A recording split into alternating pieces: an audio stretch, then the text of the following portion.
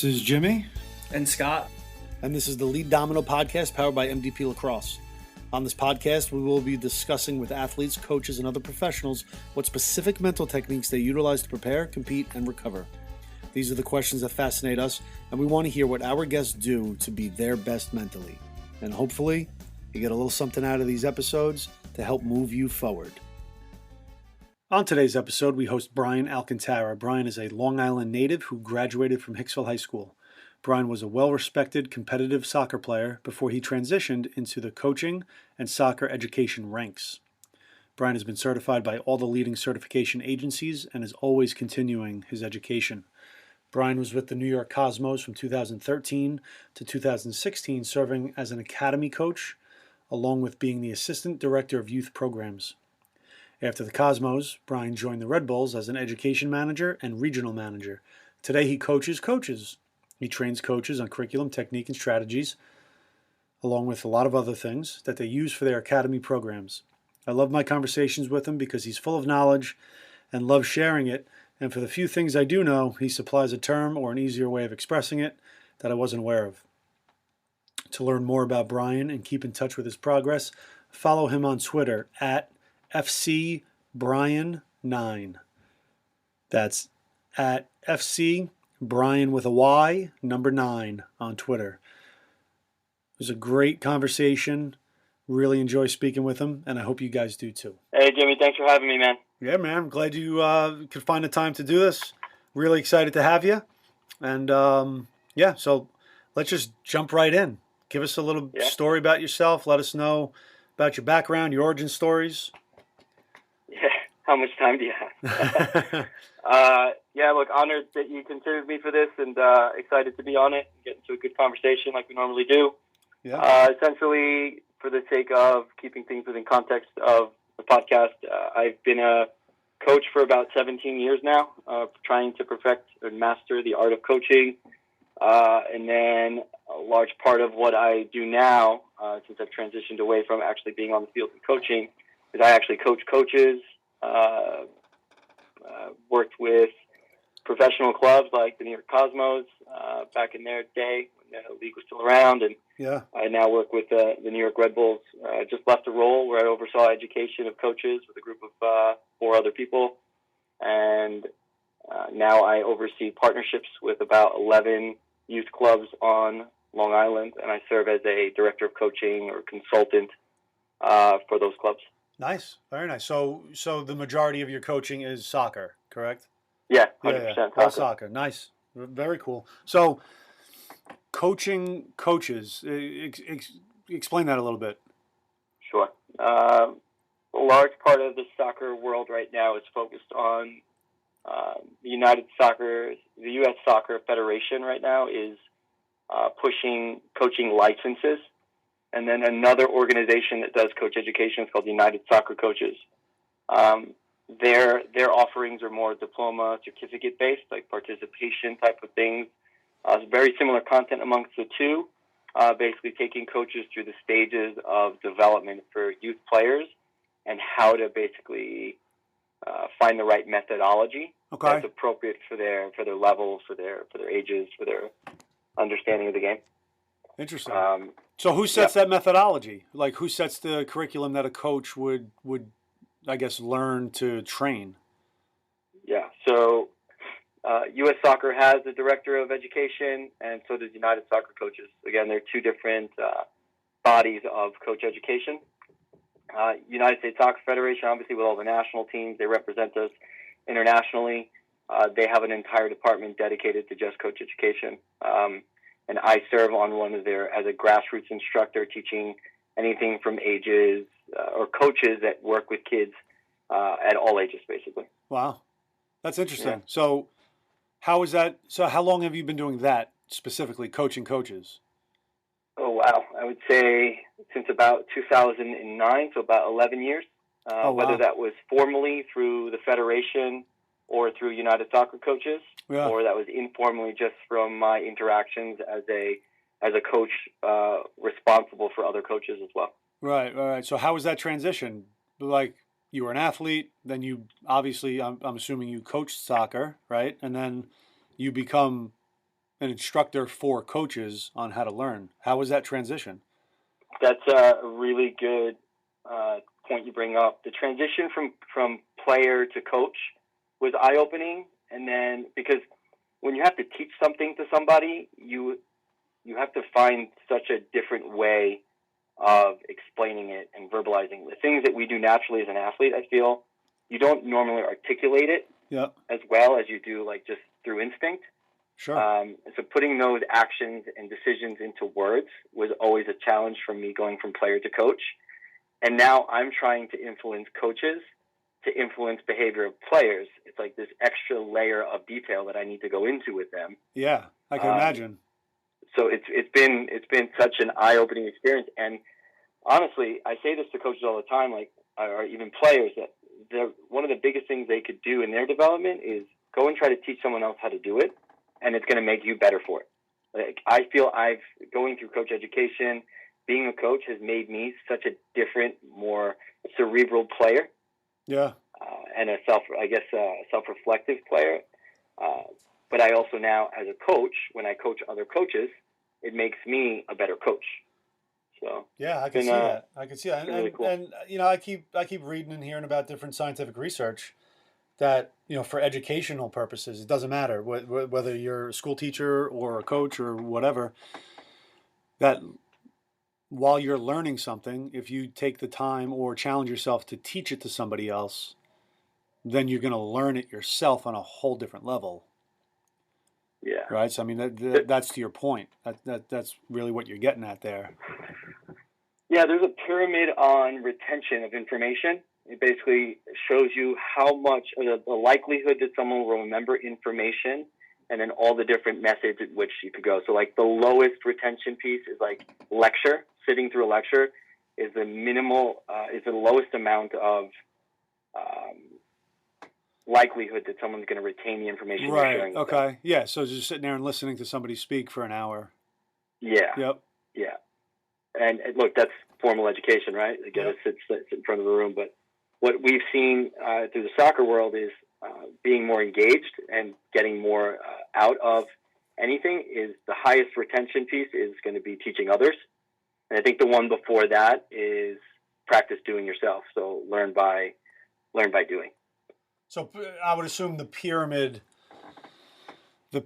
though is a pyramid because all three are important pieces, right?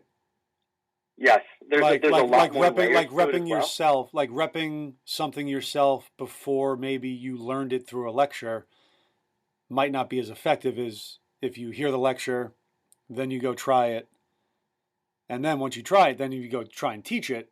Now you got the whole thing, right? So it's like they all work together. Right. Yeah. Yeah. So there's actually quite a few layers. I think it's 7 total. Lecture being the least. Okay. Reading is like the next least. Audio visual, demonstration to learn by watching someone basically explain to you in detail. Physically, discussion over it, so back and forth Q&A. Okay. Questions and answers and whatnot. And then the two most significant ones are practice doing, and then the largest one is teaching others. Interesting. Okay, I like that. I'll share an image with you afterwards so that you can have that. Yeah, no, definitely. I like that. And I think an important piece of what you're talking about is whether it's like you're in the section of least retention or most retention. I think they're all important, right, in their own respect. But I think for young athletes to understand that there are different ways of going about things. And let's just say you're more visual than you are, auditory. That's okay. Yeah. Like it doesn't mean you're bad at something. It doesn't mean, you're the best in the world at something. It just means I learn better this way. However, I'm still going to have to sit through things that maybe is a little bit difficult and uncomfortable for me. Right. Right. What's interesting is one of the myths that has recently been debunked is the idea that everyone has one predominant learning style, and that's their only one that they're going to get it. But it's basically been proven recently, and I can't mention exactly who it was that said it, but you need a combination of everything. There's a test online called the VARC test, and it stands for visual, auditory, reading and writing, and then kinesthetic. Okay. where you can go through a questionnaire for an athlete, for a teacher, for a coach, and it kind of shows you what your preferred teaching style is and what your preferred learning style is. Really? And or your dominant one, and then it has suggestions of like what your secondary is, what your tertiary is, and so on and so forth. But Oh, that's cool. Anyone can take that? Yeah, VARK test. I think it might even be called VARK questionnaire, VARK. Okay. Send me that when we're done, and I could share it. Absolutely. That's awesome. All right, yeah. So, as you know, in the world of youth sports, everything funnels down to the actual athlete, and the athlete at some point always feels like, well, this is what I have to do, or this is how I have to do it. So, hearing you talk about this pyramid and understanding that it's okay to learn different ways, but you got to be open to other perspectives, and maybe down the line, when you're playing in college or you're playing for a coach who maybe isn't as open as doing things differently, it's like, well, you got to learn how to adapt and adjust. And I think that's a huge piece for youth athletes. Yeah, that's I don't know, not to unravel. No, keep going. Big. Keep going. No, that's part of, like, as a coach educator, that's part of the piece that hits me, or that I guess the most emotional about is there's too many coaches that aren't adjusting to the needs of their athletes. Instead, they're expecting the athlete to adjust to their needs. Right. And I think what I've learned in the last 3 to 4 years is if you put the needs of your audience first, there's going to be such a just holistic benefit that you won't get that any other way. And there's a quote that I always live by is they don't care how much you know until they know how much you care. Yeah, man. Love it. And I think athletes, without a doubt, know when you're trying to force something on them instead of making them part of the process. Yeah, sure. Another saying that I know it's popular in lacrosse is, like, it's not the X's and O's, it's the Jimmies and the Joes. Like, it's about the relationships. It's about figuring out what your athletes, what really makes them tick. And when you do that, you get a lot out of them. Yep, 100%. Yeah, I would say it most likely comes back to, coaches who feel the pressure just to win. Right, just putting winning first. It's like, well, you can jump over a lot of things if it's like, all right, we got to win, we got to win, we got to win. And now I'm just forcing kids to go through reps and practice sessions and, and workouts and training sessions. And then it's like, all right, well, what did we just do? What just happened? Right? Yeah. So I just listened to a webinar, I think it was yesterday or the day before, on getting comfortable being uncomfortable. Okay. And the premise was about mistakes and making mistakes and being okay with mistakes, that it's part of the process. And I think, to your point, coaches who feel like they need to win are not accepting of mistakes. They try to hold everyone to this, got to give me 110%. It's got to be perfect. Yeah. And I feel like you're right. Maybe emotions start going in the wrong direction, and they're just concerned with perfection as opposed to it's like praising reward versus praising effort. If you too focused on the reward, the effort's going to be it's not going to be there. Well, I feel like for that example, the effort will be just enough to get that reward. Exactly. So if you're if you're a sixth grade soccer player, you'll give a sixth grade effort to get that reward. And then by the time you're in 10th or 11th grade, right, it's like you're still giving that effort to get that reward from 4 years ago. But so your development is actually hindered because you're just going after that reward. Yep. Yeah, that makes a ton of sense. And I think that translates to everything, right? Because everybody wants to be good. I don't care if you're in athletics or you're a doctor or you're a teacher, it doesn't matter. Everybody wants to be good. There are rewards for excellence. There are rewards for, being first or being the best. But I think too many people, especially now, there's a lot of content all over the place. There's a lot of exposure. Like, kids have like imagine we grew up with YouTube and, the internet. I mean, the internet didn't come around till we were a little bit older, but, if YouTube was around, we could just watch clips of coaches and, famous soccer players and lacrosse players giving advice. Like, it'd be a lot different. So I feel like this younger generation is exposed earlier. So now they have so much information. It's like, whoa, what am I supposed to do now? And they're always comparing themselves against, like a well-established professional. It's like, well, no, you're only in middle school. So you gotta train like that and then develop towards that person you're watching on YouTube. Yeah, YouTube is a blessing and a curse. The internet, blessing and a curse. Yeah. It's great that everyone has access to all this information to dig into it, but it's what it takes to get to that point that no one gets to see. So we see, the old reference of the tip of the iceberg, yeah, or the overnight success story. Yeah, right. No one sees all the work that. I mean, I've always referred to like a Gary Vaynerchuk. The guy's been doing what he's doing now, and he's so famous for now, since 1999. He's been on podcasts and YouTube videos, and no one was paying attention then. Correct. And now that he's got all this fame, you start to wonder, people think it's just going to be overnight. Correct. I had a chance to go listen to Simon Sinek speak in the city in Manhattan. Oh, nice. Yeah. It was recently at a town hall. I went with a buddy of mine from work, and they did Q&A. So his big thing was he wanted to open up with, I'm going to give you 30 minutes of my talk on basically the premise of his new book, which I think is called The Infinite Game.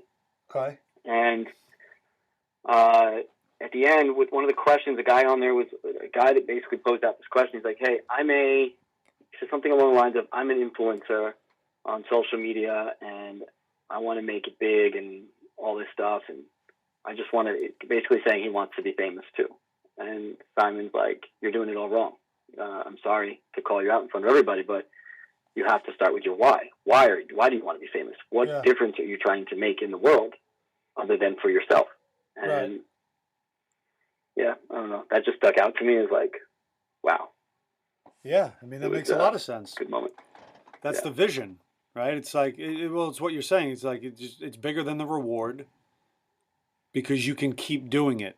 Let's just say that influencer says, because, I bring joy to people, whatever he says, but I bring joy. He could bring joy to people until he's 90, but if for whatever reason the internet crashes and there are no more influencers, if he's just looking to make money, he's not going to be doing too well once Instagram is no longer an app. Right? Yeah, well, the best part to that story, to your point, was, Simon Sinek basically followed up to that guy's remarks with explaining that it wasn't his goal to become a internationally known public speaker or motivational speaker. That wasn't his goal when he started this out. Really? It started out in an office where they weren't treated fairly as employees, and they were sick of it. And he had like a water cooler chat with somebody who felt super inspired. That person, then it trickled onto their family, and then it trickled onto a group of friends. And then before you know it, he's speaking to all these people. He's like, you know what? I'm going to start charging for this. And he would show up to people's living rooms for $100 and basically just have these talks with them about what matters. Really, really around emotional intelligence and just having empathy. Yeah. Which is what he speaks about all the time now, which is. So basically he's just doing what he started. Now he's just in larger arenas. He just cared about people. And then he wanted other people to care about people. And then before you know it, people were like, hey, more people need to hear this, the way you're saying it, the way you're articulating it. And then it becomes, like, quote unquote, viral. Yeah. Yeah. Interesting. I didn't know that about him. That's how he started. That's pretty cool. Yeah. All right. So now as you transition from a coach to coaching coaches, like how do you approach that mentally? Like you're like, all right, tomorrow I meet with this new coach in Hicksville, Jimmy. Like what is going through your mind? Where do you start? How do you even prepare to teach a coach? Such a good question. If you had asked me this before I started coaching coaches, I would have had a very different answer. It would have been very much okay, I'm going to tell you everything I know. Right. Now it's more of a, let me understand where you're at in your journey. Yep. Let me understand your perspective, and then I can try to assess needs. So there's a big influencer in the soccer space from a coach education piece. His name's Chris Vanderhagen. Okay. He's the director of education for the Belgian FA, which is the football association. Okay. So essentially, they always start with who's in front of me, and I've kind of stolen that from him. And just, I want people, for me, I want people to walk away feeling like they've gotten value. And in order for me to provide value to them, I need to try to bridge a gap between what I know and what they know. Sure. Yep. Another piece for me is just, I also try to remain as humble and remember that they might be on a much later stage of their journey, or they may not have had the good fortune that I've come across with unbelievable mentors, opportunities to just learn from other people. Yeah. And look, they're just trying to do the right thing. A lot of these people on these courses that I instruct, they're out there doing what's best for their kids and other kids. And then I think to myself, as I'm mentally preparing for these engagements with them, I'm about to teach you something that you're then going to go out and teach God knows how many kids. Right. And those kids surviving and lasting in this sport that has made such a huge impact in my life is going to be determined by how well I prepare you to make them love this sport first. And then the next steps come in with basically make them better so that it gets even more enjoyable. Yeah, that's powerful. It's crazy to think that I used to give information out just based off of my experience, and it was basically opinion-based. And most recently, I've had to realize that I've got to go with scientific, research-based evidence that's going to be shared with people so that I'm not making mistakes. So it's tough. At Red Bull, when I was overseeing education with the education team there, we had about 180 plus grassroots coaches that were going to go make an impact on anywhere from 40 to 60,000 kids a year. Wow. Yeah. So when I would prepare for an education meeting and I'm getting ready to go speak to these people, the first thought in my mind is, I could mess up 60,000 kids by saying the wrong thing and telling people to do something. That's a big impact. Huge. Yeah. And I'll never know if I messed up. I'll never be able to make it right, Yeah. Yeah. At least not for all of them. Right. But so, I mean, at least you can look back and say, well, on that day 3 years ago, I gave them 100% of what I knew then. And hopefully 3 years later, you're a little bit more maybe up to date or new, just new science comes out and there's new methods and there's just newer information that you didn't have. Right. So. Yeah, it's funny. I always bring this up to a lot of people is I don't know it all. I have a lot of information. I have a lot of years of experience trying things and then self-reflecting and then kind of going back and adjusting and tweaking. Sure. As a coach, you steal a ton of ideas. You try to make them your own based on the needs of your specific kids that you're working with. Yep. So we have a quote like, take the best, leave the rest. Take the best, leave the rest. Yeah, take the best, leave the rest. But just, I've got all these licenses as a coach. That doesn't make me a good coach. It means I've gone through processes to try to better myself. Right. But there are a ton of people out there that I know that have got all these licenses, even people that I've instructed. They have the license, but they may not be a great coach. Sure. There's also people out there that aren't teachers and aren't coaches, but they're fantastic educators. Yep. They just have a natural gift. And the common denominator for me is they care. They care about what's going on. They care to make a difference, and they're very observant of the difference that they're making. And look, I tell people all the time, my coaching licenses, I've got a driver's license. Don't get in the car with me. So there's going to be people out there that have these coaching licenses. I think everyone will have a gut reaction to the coach that you mentioned before, who's only focused on winning and not about developing me as a person and as a player. Yep. I think kids know that right off the bat. So back to my adjustment piece is like coaches need to adjust, not players need to adjust. Yeah, there's going to be some some things that players aren't going to like to hear now with this generation where they lack self-awareness. They want feedback, but the feedback they're used to getting is empty. Right. And that's where we come in, right? Yeah. I mean, I tell my athletes all the time, that's really what I want to get to, is teach you how to be self-aware. You know? Such a huge piece. Yeah. As coaches, we need to work on that as well. Oh, we all have blind 100%. spots. 100%. And I think, like even just doing a project like this podcast, it's uncomfortable. Never done it before, and it's just something that could just adds another loop of feedback, because essentially what you and I both do is we talk. We talk based on our experience. We talk based on what we've learned, like you're saying, like the science behind things, but also your instincts and your feelings during some heated match or game or practice, or in your instance, maybe a coach, really challenges you and says, well, I'm not smelling what you're stepping in. Like, explain it, right. And they really step on your toes. And it's like, all right, well, now, based on my experience, based on my education, like how much time I spend on learning, it's like, all right, well, now that I'm being challenged, that's when my habits are really going to pay off. Yep.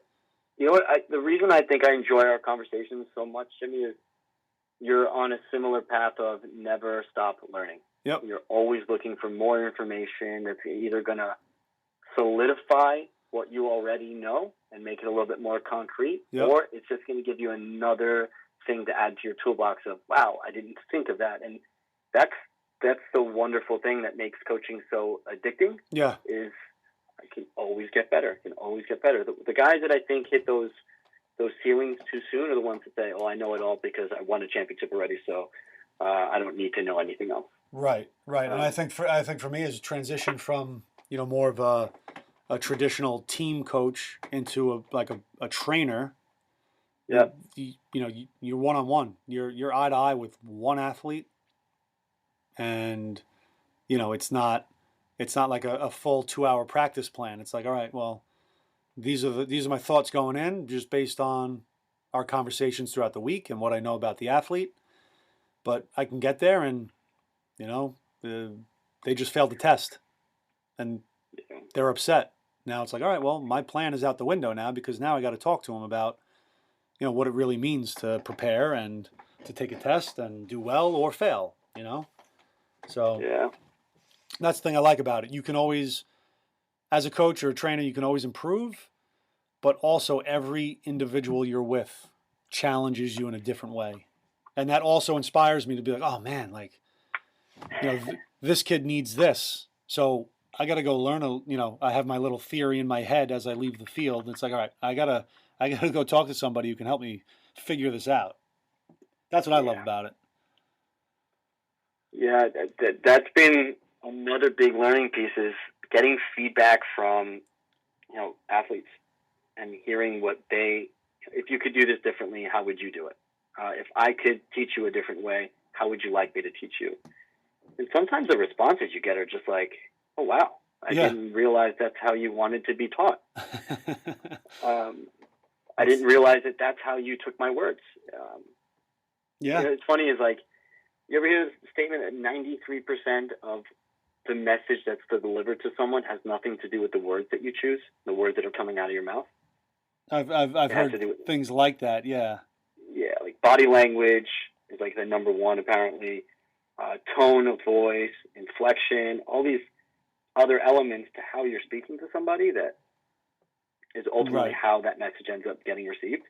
Because it's really not about the words. It's just how you say it. Right. Words matter, but the other things around it matter probably just as much. Oh, yeah. When you're working with young athletes in, you could say it's an intense environment when you're trying to, get kids to play at a certain level, and there's parents around, and, for the inexperienced coach, that's a lot of pressure. Where you got all these eyeballs on you, you got the kids waiting for you to tell them what to do, you got the parents sitting there waiting for you to make them run fast, or whatever they're there for. A lot of pressure you got to deal with. Imagine being a professional coach in a stadium with 70,000 people shouting and screaming things at you. I know. Imagine the mental preparation that they go through to tune out, influence from the media, right? Influence from ownership of that professional club. That's like, hey, we've got to win this money. We're going to get this big prize piece here, and we want that trophy. We want to be able to attract the next best players. That probably happens at the collegiate level. I mean, you've had phenomenal experience in college as far as a coach, and I've been fortunate enough to be a part of some really good programs. Yeah. But for me, I've never been the head guy, so my name wasn't on the door. The press wasn't looking to talk to me. But as an assistant, I took a lot of pride in, like, I want my coach to be, the coach of the year in the conference. Like, that was important to me. And very selfless. Well, if you reverse engineer that and work backwards, it's like, all right, well, I need to watch film and have a good game plan. Okay, well, I need to practice really well. I need to recruit well, because all that stuff, eventually as an assistant, it comes back to you when it's your turn, or, when you start putting your name in the hat for other jobs. But right in the moment, it's like, no, I want my head coach, to be considered the best head coach in the country. No, I just think that, that was just the mindset. Sometimes it happens, sometimes it doesn't, but it's really just that the process of going through that and understanding that, there's a lot of perks to being a head coach, but there's also a lot of lonely times just being the only guy there, It's funny. So back to like the whole mental preparedness and how, for me, I get very, what's the word? I get very detail oriented leading into one of these courses, or anytime I go and deliver any kind of an educational thing to a large group of people. And everything you're discussing right now is like the actual actionable items that you discussed just now, like cutting film, doing all that. That's the process. Yep. That's the work that needs to get put in. You have a very desirable goal at the top, but you fell in love with the piece that matters more. Yeah. And by following that process, you'll get there. So part of my, checklist is definitely a huge mental checklist, sometimes to the point where I overthink things. I'm a big time overthinker. Yeah. And then I start to doubt myself. So I have to go through that process though, in order for me to finally feel like, all right, I'm confident, I got this, and the rest of it's just going to come from my heart. On the cuff. And you mentioned a couple things earlier. Like, as an athlete back in the day, I was definitely the procrastinator. Things came naturally to me. I was a gifted player through, my rec days when I grew up playing at Hicksville Soccer Club. We won 2 state cups when I was 12 and 13 years old, which means nothing. But it was just, I was athletic. I was a younger brother, so I got beat up a lot, and I played in the back with my brother and his friends. And it made me be a different type of player, a little bit more cerebral instead of relying on physicality, a little bit more technical. And then what ended up happening is, like, those habits that I unfortunately built as a young kid transferred into, me getting older and then into my work life. And I started making some big mistakes and realizing that people were catching up to me. And that's where I had like a big self-reflection moment. And I was just like, look, I can't continue this way. If I want to be my absolute best and be able to compete, and like, I'm very driven by winning. Sure. I have to figure out what habits I need to put in place. So, back to being humble. I don't know it all. Back to being super prepared, the mental checklist, the writing down checklist. It's funny. It takes me, I almost have to go through a process of writing out an entire presentation, and I can't get from one slide to the next until I feel the first piece is perfectly right. Sure. Where other people are more, let me get all the bullet points out and then I'll go. But for me, it's like, I have to visualize it. I have to feel it. I have to speak through it in my head. And that's how I kind of get very detail oriented with how I'm going to deliver this message to people. Also, knowing that I've got a plan for error, because things are going to go wrong. And that was the toughest thing for me to get used to, is I'm going to make mistakes. I'm only human. But owning up to those mistakes is something that I've been doing as of recently, and it's just like, it just makes you that much more human, and then it allows them to feel like they can be human as well. Like, anyone who gives you the illusion that they're absolutely perfect, there's something wrong there. Yeah. When I want to get back to that, but when you say writing, do you actually mean like pen to paper, handwriting? Yeah. Yeah, it's funny because I actually put pen to paper even just preparing for this conversation of, Yeah. wow, what is my process? And then I started doing exactly what I would normally do. I started getting as much information as I can about what my key objectives are. What do I want to accomplish? And then I start coming up with how am I going to get there. Yeah. Yeah. So I do the same thing. It, I write a lot. And especially when I feel overwhelmed or I feel like something big's coming up, it's just like, no, I just need to write down my thoughts, get it out, and then I can really start to organize them. Yeah, that's probably been the most beneficial thing for me. Is because one of my, I guess if you go through like Gallup, I did a lot of like testing on like self-awareness stuff, personality tests and whatnot. Yeah. One of mine is ideation. Like I'm the idea guy. I can, and I'm super positive as well. So I think anything's possible. Sure. Right? Like I can come up with an idea and I can make it happen overnight, even if it takes a year. I know I can make. That's just part of so I can stem all these different ideas for you. And a large part of why these conversations usually go into tangents is because like, oh, that hit a light bulb and that hit a spot in my mind that I want to make sure I touch on. But essentially, writing things down for me has helped me organize my thoughts and get to the point. When you have the possibility of influencing 60,000 kids, if not more or less, even if it's 10 kids, I feel it's a huge responsibility. It's a privilege that we get to have an influence on their lives that will hopefully keep them on a positive trajectory in their life. Right. So, I mean, when you're talking about that, you're talking about, all right, you're going to train a coach, how to train a team, and then eventually you would assume the majority of those kids are going to go on to some sort of teaching, coaching route, just because that's what a lot of athletes do. So, I mean, it's exponential. Every time one of your trainers goes out and talks to kids, then eventually they're going to do the same thing. And it's just going to build and build and build and snowball into really you're going to have an effect on a lot of minds. So not adding pressure, but not at all. But you got a big job, which is cool. Yeah, it's fun though. I mean, for me, it's the high fives, it's the relationships you have. I mean, first group of kids that I ever coached are now out of college and helping the next generation of players for the most part. Yeah.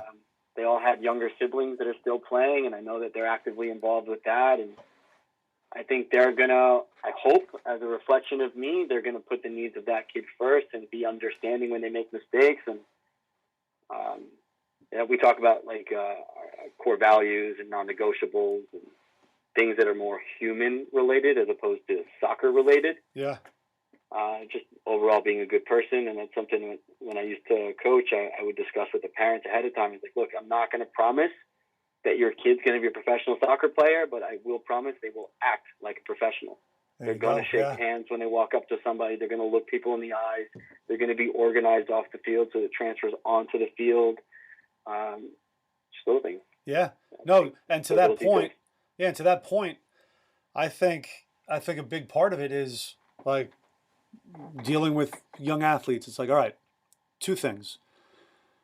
People want to be around winners, right? You can define winners however you want. I define it very simply as you want to be around people who take something serious. And in this case, you want it to be, a like-minded seriousness, or else you're probably not going to bump into each other. So you take it serious, and then you're prepared to the best of your ability. I mean, if you have those two things, people are going to want to work for you. They're going to want to work with you. They're going to want to learn from you. They're going to want to talk to you. They're going to, the list goes on. And it really just starts with that. Take something serious and then prepare to the best of your ability. And like what we were saying before, the best of your ability is going to change. You're going to get better. You're going to get more efficient. So now you can, prepare a little bit differently. Or new science comes out. Now you learn. And then, the whole thing just becomes its own learning experience that never ends.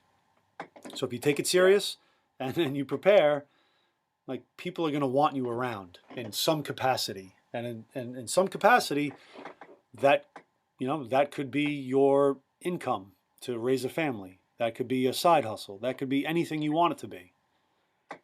As long as you have It those goes two back things. to what I said before. Like, you have to feel like you have to know you're going to provide value. Yeah. What are you willing to do to make sure that you're providing value? Otherwise, you won't have a job. Right. And people won't come back, and people won't be impacted positively. And right. Value, and knowing exactly what that value is and how to make sure that it sticks. Yeah. You got to be very reflective. That's the post piece for me. Is pre, it's the mental checklist. During, it's accepting the fact that it's not going to go perfectly smoothly, and I need to plan for errors, and but also just speaking from the heart and being honest that, hey, I'm sorry, I made a mistake, and owning it. Right. But the post piece that you mentioned, for me, is the reflection. How do I feel that went? How am I getting feedback from people to see how they feel it went? What message was delivered? There's a big teaching guru that I follow. His name is Doug Lamalt. He has this term called check for understanding that you can do during coaching sessions, during classroom engagements, to just make sure that, hey, here's what I said. Let me try to hear from you in your words what you understand this to be. It's a check for me of like, wow, I didn't deliver that message the way I intended it to. It's not being received the way I wanted. So let me go back there. But afterwards, like as a form of retrieval practice, to make sure that the message is still sitting there, because you go through a 1 hour, 1.5 hour lecture with somebody, most of that information is not all of it's going to stay. Right. Unless they're challenged. There's some sort of like a reach for them where it's like, let me try to think back to, I do remember that. And that makes it it seals in the learning a little bit better. Sure. Interesting. So for me, I ask questions as simple as, what did I want to accomplish? Did I accomplish it? How do I know I accomplished it? What things? And then there's an unbelievable coach developer. She's actually a developer of coach developers. Her name is Sarah McQuaid. Okay. She is unbelievable at these types of things and processes in place to make sure you're being effective for adult learning specifically. But and a course I did with her changed my perspective on the reflection piece and just really knowing specifically, how do I know that this worked? How do I know this was successful? And then, just that reflection piece helps me prepare for the next one of, well, I know last time this message didn't get delivered correctly. Right. So let me make sure I tried a different way, and I check right then and there, because this is an important piece for me. That's interesting. So reflection. I love that. Makes a lot of sense. It reminds me of a saying that I hear a lot, like, it doesn't matter what you say, it's what they hear. Yep. And it makes complete sense. Makes complete sense. But as far as like the mistakes and stuff, I found as an early coach, I would be over judgmental of myself when whatever, it was a mistake. It didn't even have to be that big, but it would be like, oh man, like I should have known that. And it was kind of the naivete and the inexperience of like, I know I already have the answers, and then when I didn't know something, I'd beat myself up and say, I should have known that. Yeah. I went through a similar process. Like, I used to hate being wrong. Now I kind of enjoy it, because then it's like, oh, you know what? I'm going to go figure that out, or someone's going to share information and I'm going to learn something. Yeah. Lateral learning we talk about a lot at Red Bull. It's just the ability to share information with people around you. And it may not be the instructor at the front of the room. It might be the person I'm sitting next to, where they just share a story with me, and I'm just like, whoa, that resonates with me tremendously. I'm going to try that with my team. Yeah. Yeah. I've been finding myself just asking more people, like in a very informal way, like, oh, how was that? What'd you think of this? Or, hey, check this out when you get a chance and let me know. Whereas, let's say 10 years ago, even maybe 5 years ago, I would turn it into something bigger. Right. And then I probably wouldn't ask it, because I'm like overthinking it. I'm over planning it, trying to over organize it. And it's very simple. Like, hey, Bryan, what'd you think? And then if they have time to respond, they'll tell you what they think. And if you're asking the right people, then they're going to give you answers that give value. If you're asking the wrong people, then you're in trouble. Because now you're basing that off of, people who aren't as educated or don't understand what you're asking, or whatever. But it's great. So the feedback piece is, and you just brought that up, is like knowing who you're asking. Like some people are too nice and they're going to sugarcoat things, and that doesn't help you grow. Yep. And I have a mentor of mine. His name's Tim Bradbury. He runs the education for Eastern New York Soccer, which is basically a branch of U.S. Soccer. Yeah. And the thing I appreciate about him the most is he's going to tell you what you need to hear, not what you want to hear. Yep. And that's helped me so much as far as respecting him and respecting his words. I know he's not sugarcoating it, and these are the blind spots that I'm not aware of. Yeah, I might get a little bit emotional at first, but in the end, I know I'll be better for hearing the truth, right? As opposed to, let me just give you a little scrape of the truth, and then I'm gonna sugarcoat it with a bunch of nice stuff. Yeah, I definitely. That's funny you bring it up. From that perspective, I definitely struggled with that as a young coach, where I would just give, and I wouldn't be lying. I would just put the spotlight on all the positives, and then when it was time to bring up a negative, at some point, I feel like some athletes were like, whoa, where's this coming from? Even though it's not new, I felt it the whole time. I just put too much of the attention onto the positives. Yeah. So now I feel like, I'm a little bit better at it. I'm a little more balanced when it comes to stuff like that. But that's another piece of coaching and training that I feel like it's ever evolving, Yeah. But I've been looking a lot into like coaching, like as a corporate coach, like coaching executives. Okay. What I found interesting is it's and really you mean about asking, but you're talking about like outside of athletics, like in any industry. Yeah. Okay. In any industry, Yep. and how this basically applies is the use of questions to help the player come to a solution themselves, or to help a person come to an understanding all by themselves, and how effective that is. It's funny that you bring that up. It's for the learning process. It's funny that you bring that up because I'm going to cut you off right there, but Cool. It's funny that you bring that up because I've developed, I'm sure I learned it somewhere. I feel like I created it myself, which I know I didn't, but I've developed a quick little litmus test of, all right, in this situation, like that little trust factor when you ask somebody some feedback about something that's important.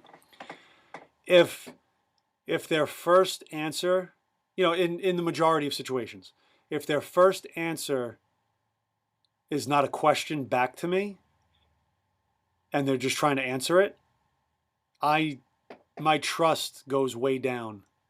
Like my test goes, they're not really investing or haven't invested enough to know what you're talking about on a deep personal level. So if I ask somebody for feedback and the first thing they just say is, well, you didn't do this, or this was really good. Or if I ask somebody, hey, Bryan, what'd you think? Well, what were you looking to achieve? Or like, what did you expect? Like, what were your expectations going? And if somebody turns around and answers that, I'm like, whoa, okay, now we're in for a good conversation. It makes me so happy that other people are aware of these techniques, by the way. When I first discovered it, I was like, whoa, how come I never knew about this before? And I'm like, do other people know? And I immediately, educator instinct, I want to tell everybody, as many people as I can, like, hey, you should try this. Yeah, right. But when back to that Sarah McQuaid reference, like, that's something that was the biggest takeaway. She did like a little live demonstration with one of our education managers, and one of her first things that she did was like, first she was like, so tell me about how you're doing today. So tell me, what is it that you're hopefully trying to achieve out of what you do today? What can I be looking for? And like, just to see that person's shoulders kind of go like, oh, wow. Like, you could just see the body language like, oh, wow, this is about me. And I was like, yeah, that's it. Make it about them. Yeah. And it's really cool. Yeah. I love that. We call it pull, don't push. So pull the information out of them instead of try to force your opinion and push it into theirs. Oh, I love that. I never heard that before. Yeah, pull, don't push. Pull, don't push. I like it. Makes a lot of sense. With kids, we call it guided discovery. Guided discovery? I'll give you a soccer example. Like with little kids, when you're teaching them the rules of the game, the ball goes out of bounds. Instead of telling them whose ball it is, you say, all right, who did it go out on? Great. So whose ball is it now? And where does it go back in from? And like that is just going to get them into a routine for thinking for themselves. Eventually they start reading the game. And like, I remember running it back in the day. I used to run like intramural programs for like 4 through 6-year-olds, 4 through 7-year-olds. And we would teach them through these methods, this guided, this questions. It'd be basically the same questions over and over again. And then before you know it, you wouldn't even have to ask the question. They already knew. They were organized. They would do it by themselves without any instruction. And we were like, all right, this just looks like a really cool pickup game all by themselves. Wow. They have to be here. That's really it's a very cool. Montessori type of approach, you know? That's really cool. So like their brain already processed the information because they've been training it. Yeah, I say this all the time. I think kids are smarter than we give them credit for. Yeah. Yeah, I mean, it makes a lot of sense. I also think they'll be able to pick up on inputs a lot easier than people think. Oh yeah. So if you're giving them the right input, it's gonna, the outcome is gonna come pretty quickly. Yeah. That's cool. Well, that's all good stuff, man. And you and I could speak for another 3 hours, but we'll cut it off here. You dropped a lot of knowledge, a lot of good stuff for us, and all those diagrams and links and stuff. Whatever you want to share, send them to me afterwards, and then I could share with the show notes. But but so is anything you want to let people know about? Any Just hope that this was useful. It's a perspective, obviously through my experiences. Not a know-it-all. I'm not saying that this is how people need to do it. It's just what's worked for me. Yep. And look, honestly, Jimmy, I really appreciate this. These are the types of conversations I love having with anyone because I feel you can learn from everybody. So if anyone ever wants to talk about coaching, licenses, soccer-related, I'm happy to be a resource. I feel like I learn better by having to have these discussions more and more often. So open to anyone reaching out. Absolutely. Where can they find you? Oh, boy. Twitter, FCBryan9 is my handle. Okay. Probably the best place to find me. Cool. And LinkedIn. All right. Sounds good, man. All righty. Yeah, I appreciate it. We'll talk soon. Thanks for the time, Jimmy. All the best. All right, bye. Stay safe. You too. All right, bye. Bye.